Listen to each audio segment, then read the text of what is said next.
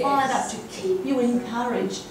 And what happened to me, it was a year or so after Benny Hinn, I was driving towards the freeway. If you know Doncaster, it doesn't really matter, but as you were heading towards the city in Doncaster, there's a Thompson's Road, and there, as you go into Thompson's Road, you see the whole city, see the whole view of the city. And I was driving, just minding my own business, not praying or anything, and all of a sudden, as I'm driving, there was like a black cloud over the whole city. Like not a vision. This is what I saw. I actually saw it. Well, you know, sometimes you see a vision. But I'm driving and it was darkness, because it was going to rain, you know, sort of. It was darkness over the city, this big black cloud.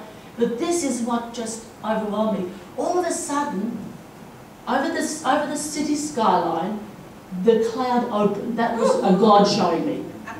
And this brilliant light right on top of that city. And I'm looking, I had to stop the car, I could not drive. The Holy Spirit came upon me. And I just interceded, and God, your glory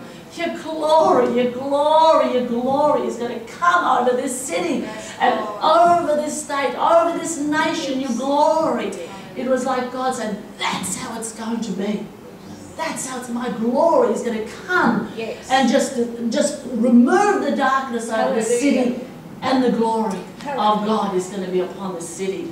And I just interceded until all the shaking and everything stopped, and then I kept driving. And that whole reminder of Elijah was it when he was surrounded by a vast army, the enemy around him and his servant, and then God showed him the angelic forces, and that's why he wasn't scared of the enemy. And that's a similar thing that I felt. Yeah, the darkness is over the city, but God has shown me in the spirit, in the spiritual realm. So you all be very encouraged to keep interceding. Be encouraged to hang on, to intercede on behalf of this city and this nation, because God is going to move unbelievably, unbelievably. You know, there's two scriptures that I sort of have used or cried out to God in, and I just want to read it to you. It's Isaiah 64. This is something that is my prayer, especially as a minister, like through our church. God, may you be seen through our church, but also I'm not just a one church. We're very much nations and everything. We're very, you know, I will not limit God to our church. When I talk like that, you know my heart is for all of us. But it's 64, 1 to 4. Oh, that you would burst from the heavens and come down. How the mountains would quake in your presence.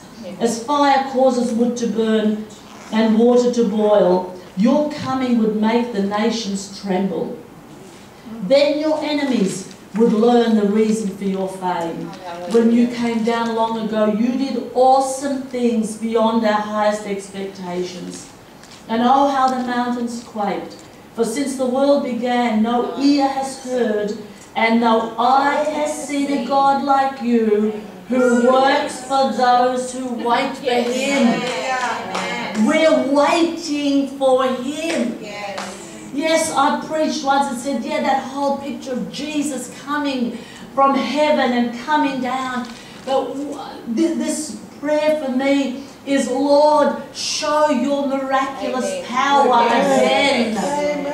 Again, to the Muslims, to the Hindus, to those that I believe need to see the power of God through the church, and not just words and not just programs and not just niceness. Not just being a nice church. I keep saying to our people, we are not going to be a mediocre. We're not going to be a nice church.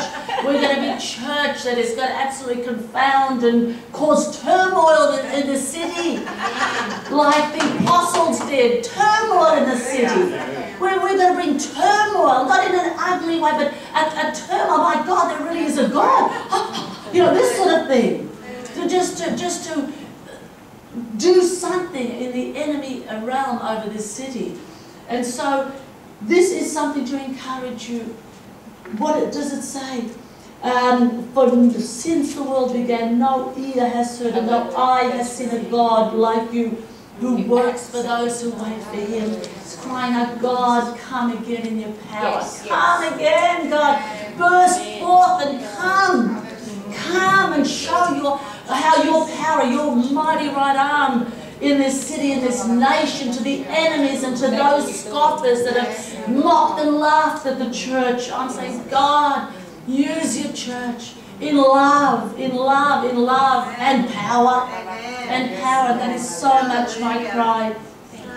And Isaiah 60 is something that really hit me once, is what I believe, what we need to be so encouraged and stirred up again. Arise, shine. Let your light shine for all the nations to see. For the glory of the Lord is shining upon you. Darkness as black as night will cover all the nations of the earth, but the glory of the Lord will shine over you. All nations will come to your light. Mighty kings come to see your radiance. They're the two